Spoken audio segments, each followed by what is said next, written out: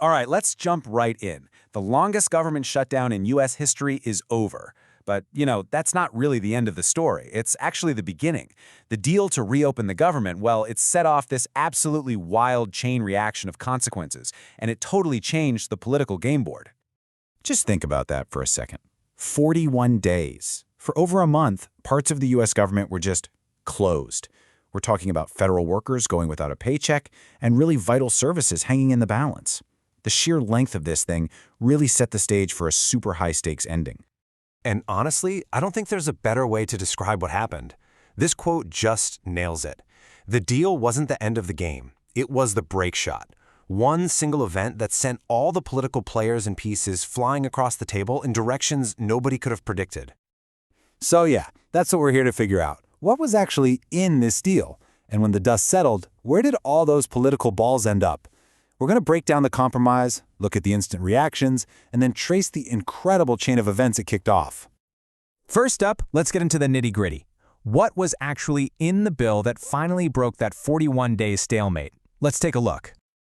So, every deal is about give and take, right? On one side, federal workers get to go back to work and they get back pay, which is huge. Key programs like SNAP get funded temporarily. But look at what's not in the deal.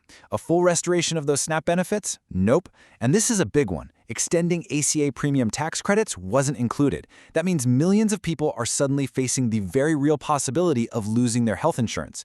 It was a serious compromise. And get this, the vote wasn't just a simple party line thing. To get it done, it took a bipartisan effort. Specifically, 7 Democrats and 1 independent had to cross the aisle and vote with Republicans to break the filibuster. That small group of 8, well, they're a huge part of this story. Okay, so the deal is done. Now let's watch how this cue ball just scatters everything across the political table. The reactions came fast, they were intense, and they came from pretty much everywhere. So you're probably asking, why did those Democrats break ranks? Well, if you look at their statements, they all hit on the same thing. They talked about the immense pain and hurt the shutdown was causing for everyday Americans, from federal workers to families who depend on SNAP. For them, it felt like they had no other option but to stop the bleeding. But that decision was met with absolute fire from the progressive base. Organizers like Ezra Levin from Indivisible put it bluntly: incandescent rage. To them, this wasn't some necessary evil or a tough compromise. It looked and felt like a complete surrender. And you heard that same feeling coming from inside the party, too. Senator Chris Murphy basically said, look, this shutdown was painful, no doubt about it, but giving in to bullies, his word, only makes them stronger. He saw it as a moment where you had to stand your ground, even if it meant more hardship in the short term. So while the Democrats are fighting amongst themselves, this whole thing was actually a massive strategic loss for President Trump. His entire plan was to use the pain of the shutdown to force his own party, the Republicans, to kill the filibuster. If they did that, he could pass whatever he wanted. But they said no. Republican senators found an exit ramp that didn't involve handing him that kind of power. And the president's reaction? He was furious. He went on the attack, publicly going after the air traffic controllers, the very people who had been working without pay, accusing them of not helping and even threatening their jobs. And this is all happening when the country already has a major shortage of controllers. Just, wow. All right, now we get to the really wild part. The stuff nobody saw coming.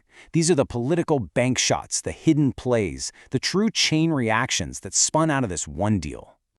This is just a perfect example of the cue ball effect. Follow this. The Senate passes the deal. Because of that, the House, which had been gone for a while, has to come back. Because they come back, the new representative-elect from Arizona, Adelita Grijalva, can finally be sworn in. And here's the kicker. She had promised to be the final signature on a petition to force a vote on releasing the Epstein files. That's a huge deal the administration really did not want to see happen. And as if that wasn't enough, while all this shutdown drama is playing out, another massive ball just drops right on the table.